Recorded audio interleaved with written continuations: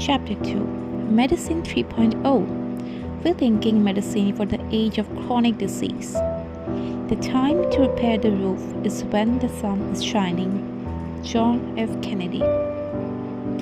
I don't remember what the last straw was in my growing frustration with medical training, but I do know that the beginning of the end came courtesy of a drug called gentamicin. Late in my second year of residency, I had a patient in the ICU with severe sepsis. He was basically being kept alive by this drug, which is a powerful IV antibiotic. The tricky thing about gentamicin is that it has a very narrow therapeutic window. If you give a patient too little, it won't do anything. But if you give him too much, it could destroy his kidneys and hearing.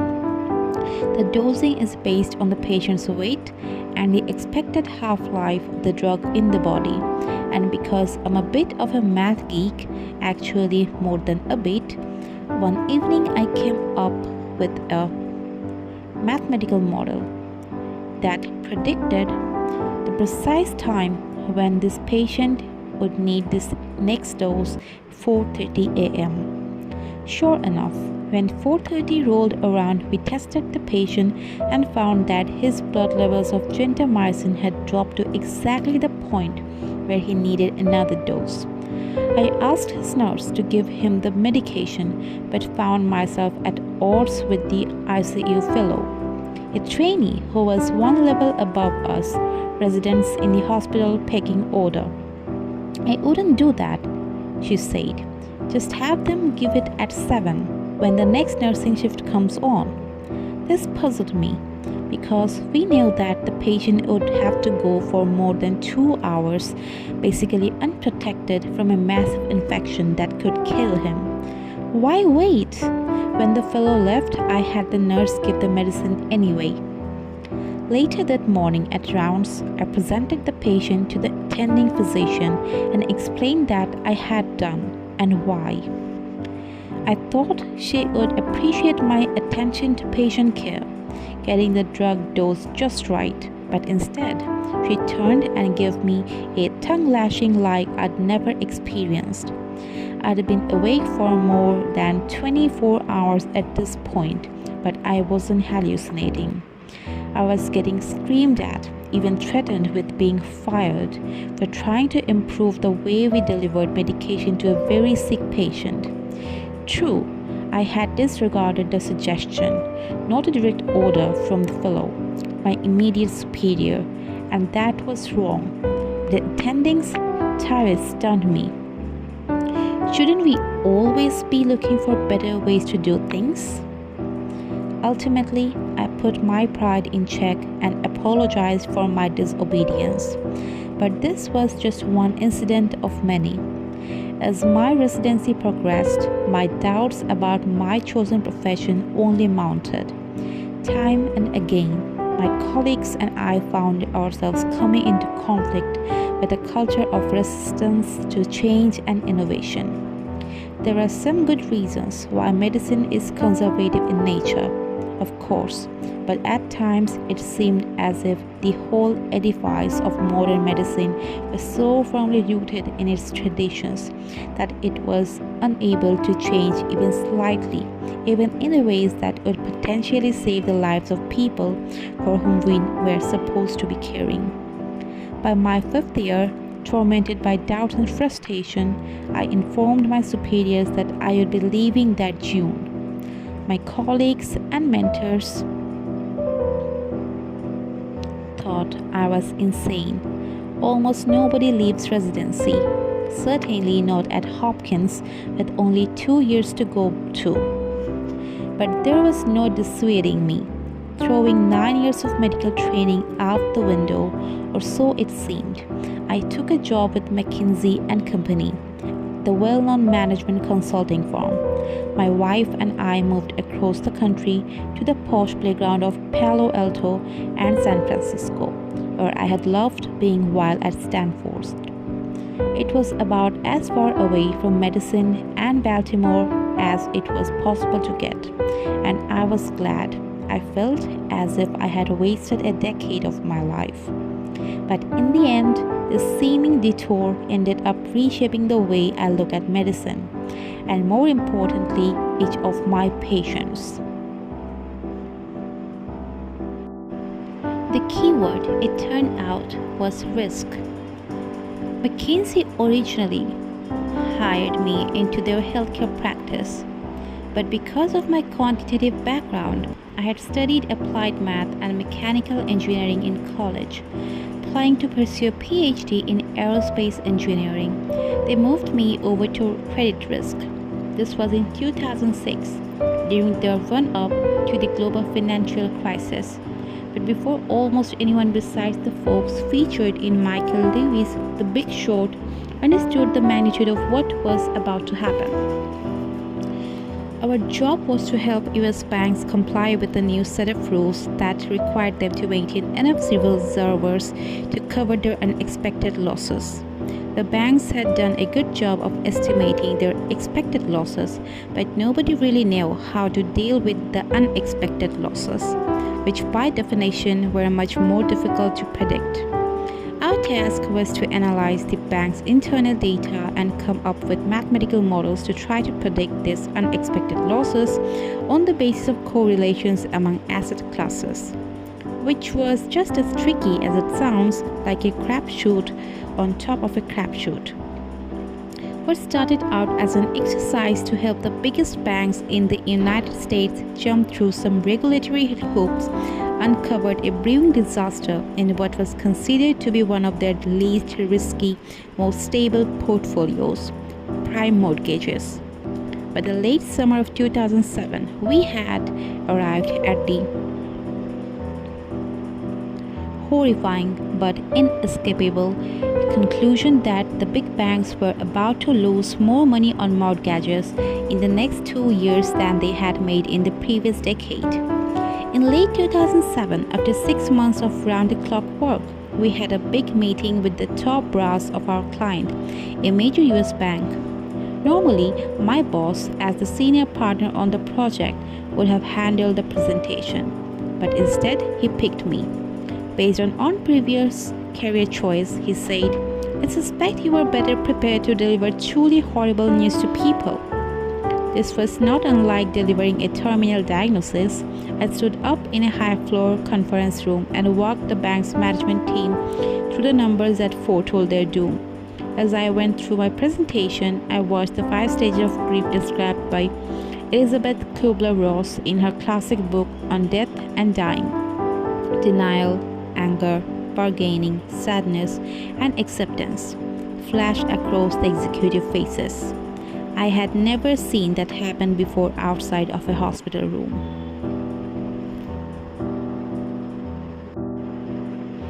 My detour into the world of consulting came to an end, but it opened my eyes to a huge blind spot in medicine, and that is the understanding of risk. In finance and banking, understanding risk is key to survival. Great investors do not take on risk blindly. They do so with a thorough knowledge of both risk and reward. The study of credit risk is a science, albeit an imperfect one, as I learned with the banks. While risk is obviously also important in medicine, the medical profession often approaches risk more emotionally than analytically.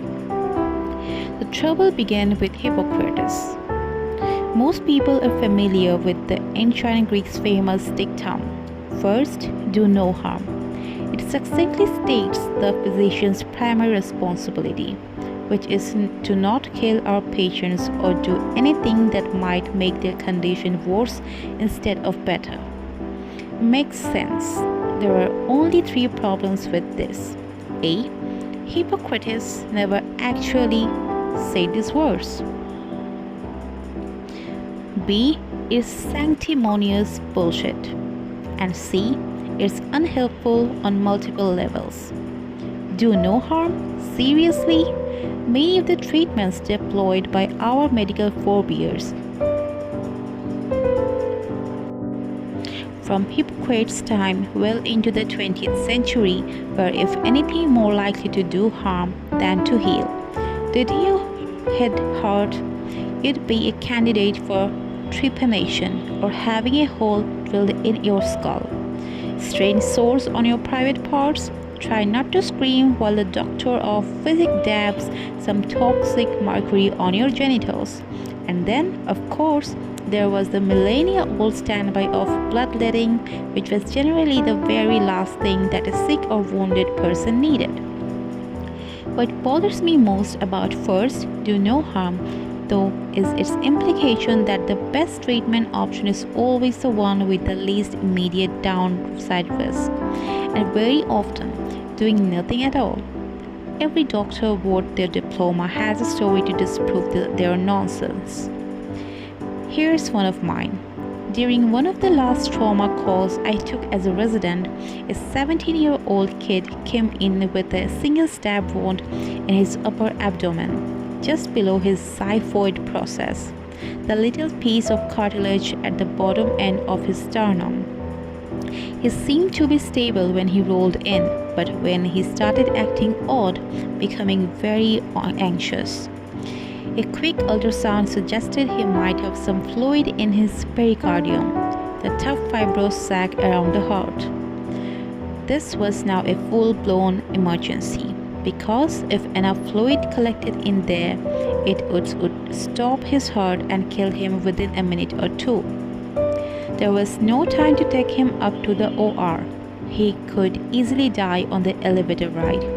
As he lost consciousness, I had to make a split-second decision to cut into his chest right then and there and slice open his pericardium to relieve the pressure on his heart. It was stressful and bloody, but it worked, and his vital signs soon stabilized. No doubt the procedure was hugely risky and caused him great short-term harm, but had I not done it, he might have died waiting for a safer and more sterile procedure in the operating room. Fast death waits for no one.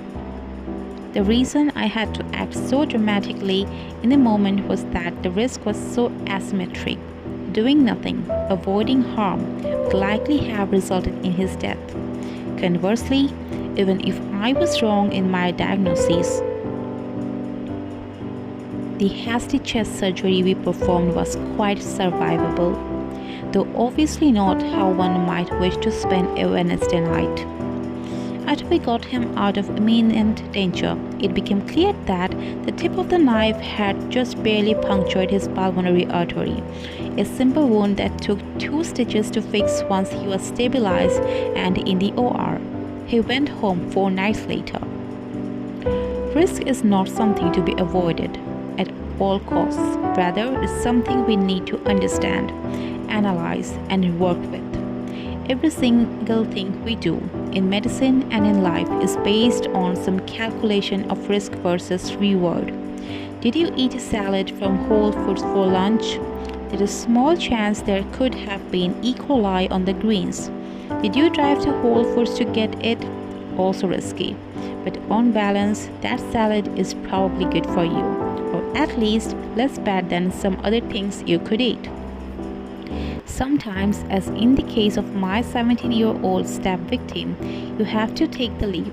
In other, less rushed situations, you might have to choose more carefully between subjecting a patient to a colonoscopy, with a slight but real risk of injury, versus not doing the examination and potentially missing a cancer diagnosis. My point is that a physician who has never done any harm, or at least confronted the risk of harm, has probably never done much of anything to help a patient either. And as in the case of my teenage stabbing victim, sometimes doing nothing is the riskiest choice of all.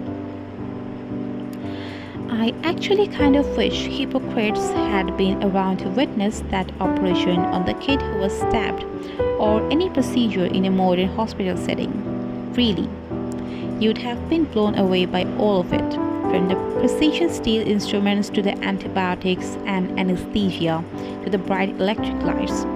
While it is true that we owe a lot to the ancients, such as the 20,000 new words that medical school injected into my vocabulary, most derived from Greek or Latin, the notion of a continuous march of progress from Hippocrates' era to the present in a complete fiction. It seems to me that there have been two distinct eras in medical history, and that we may now be on the verge of a third. The first era, exemplified by Hippocrates but lasting almost 2,000 years after his death, is what I call Medicine 1.0. Its conclusions were based on direct observation and abated more or less by pure guesswork, some of which was on target and some not so much. Hippocrates advocated working for exercise, for example, and opined that in food excellent medicine can be found. In food, bad medicine can be found, which still holds up, but much of Medicine 1.0 missed the mark entirely, such as the notion of bodily humors, to cite just one example of many. Hippocrates' major contribution was the insight that diseases are caused by nature and not by actions of the gods, as had previously been believed. That alone represented a huge step in the right direction, so it's hard to be too critical of him and his contemporaries. They did the best they could without an understanding of science or the scientific method. You can't use a tool that has not yet been invented. Medicine 2.0 arrived in the mid-19th century with the advent of the germ theory of disease, which supplanted the idea that most illness was spread by miasmas, or bad air. This led to improved sanitary practices by physicians and ultimately the development of antibiotics. But it was far from a clean transition. It's not as though one day Louis Pasteur, Joseph Lister, and Robert Koch simply published their groundbreaking studies, and the rest of the medical profession fell into line and changed the way they did everything overnight. In fact, the shift from Medicine 1.0 to Medicine 2.0 was a long, bloody slog that took centuries, meeting trenched warfare resistance from the establishment at many points along the way. Consider the case of poor Ignaz Semmelweis, a Viennese obstetrician who was troubled by the fact that so many new mothers were dying in the hospital where he worked. He concluded that their strange childbed fever might somehow be linked to the autopsies that he and his colleagues performed in the mornings, before delivering babies in the afternoons, without washing their hands in between. The existence of germs had not yet been discovered, but Semmelweis nonetheless believed that the doctors were transmitting something to these women that caused their illness. His observations were most unwelcome. His colleagues ostracized him, and Semmelweis died in an insane asylum in 1865.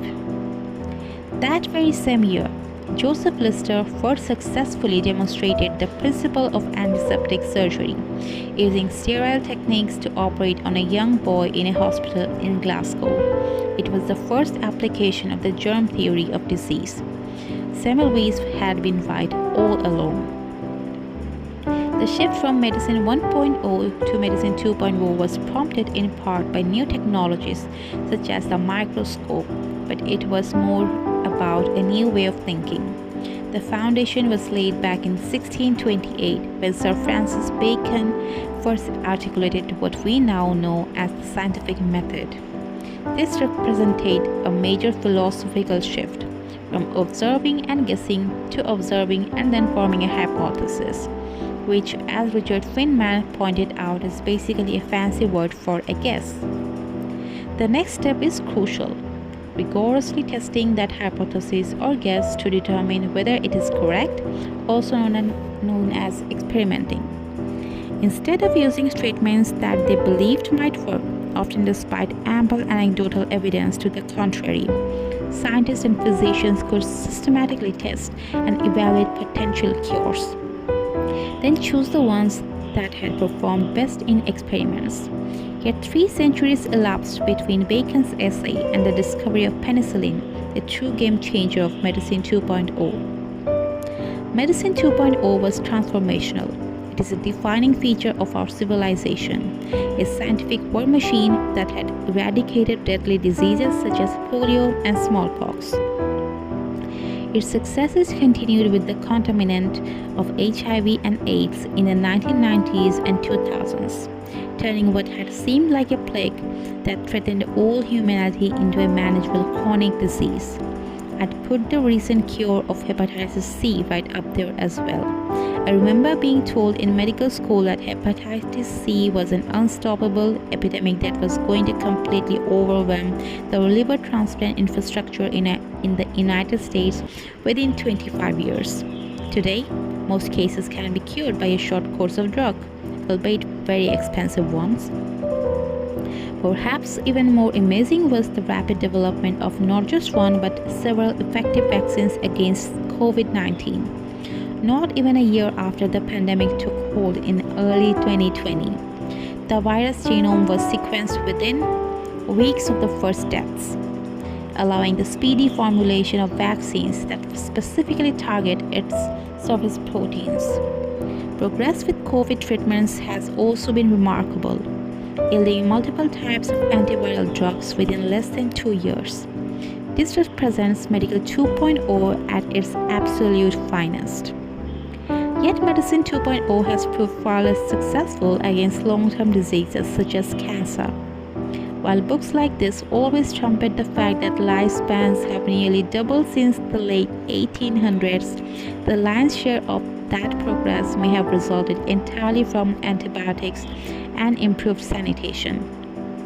As Stephen Johnson points out in his book, Outlive, the Northwestern University economist Robert J. Gordon analyzed mortality data going back to 1900. See Figure 1, and found that if you subtract our deaths from the 8 top infectious diseases, which were largely brought under control by the advent of antibiotics in the 1930s, overall mortality rates declined relatively little over the course of the 20th century. That means that Medicine 2.0 has made scant progress against the horsemen.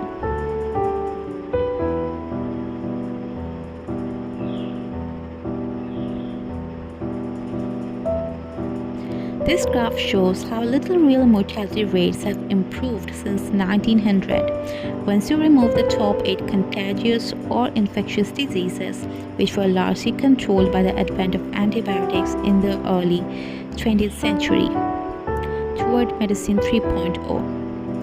During my stint away from medicine, I realized that my colleagues and I had been trained to solve the problems of an earlier era, the acute illnesses and injuries that Medicine 2.0 had evolved to treat.